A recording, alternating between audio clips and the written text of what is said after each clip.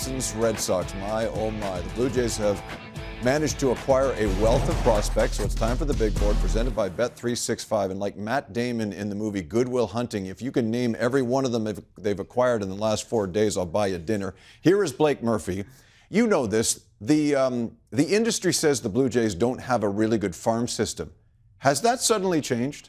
It definitely has at the higher end. Now, the people who rank these things, Baseball America, Fangraphs, Baseball Prospectus, they really only care about the guys toward the top, the guys who might be top 500 prospects, say, in all of baseball. So when you're getting back some of these org depth guys who are going to the low minors, 18th round picks, those guys maybe don't move the needle a ton. But in picking up 13 prospects across these 8 trades, the Blue Jays have added 7 guys that Baseball America says, yeah, these guys are really relevant. These guys will factor into the next rankings.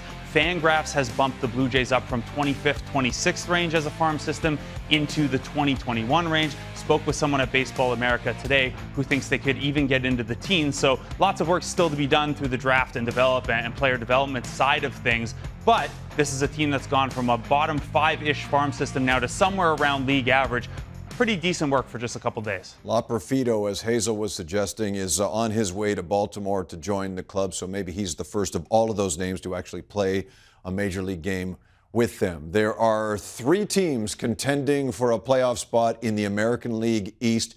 Who do you think has moved the needle the most? Well, it's very, very fun to see Baltimore finally being a buyer. We've been waiting for this for a little bit. I know they haven't been at the top of the league for all that long, but it has seemed that they were a little hesitant to push their chips in over the last couple years. No longer the case here. Taking on money, sending out prospects. Connor Norby, maybe the number 2 prospect of all the trades across Major League Baseball today to go out. So you see the Yankees obviously adding Jazz Chisholm, the Red Sox trying to add as well. This is a pretty tight race, and it tells you something, Jamie, I think, about the nature of this seller's market, that you see the Tampa Bay Rays are only 3.5 games out of the wild card. This is another AL East team that, based on playoff odds and some of their players turning things around, could have made the case, hey, we're getting guys back. Randy Rosarena's hitting better. Yandy Diaz is coming back. They could have made the case to at least hold and make a push here, but too good a seller's market for a cost-conscious team like the Rays to pass up.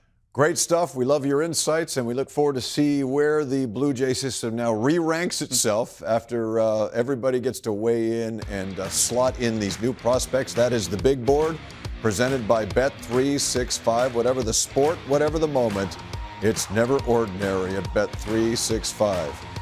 We've been talking nothing but trades and acquisitions. There is a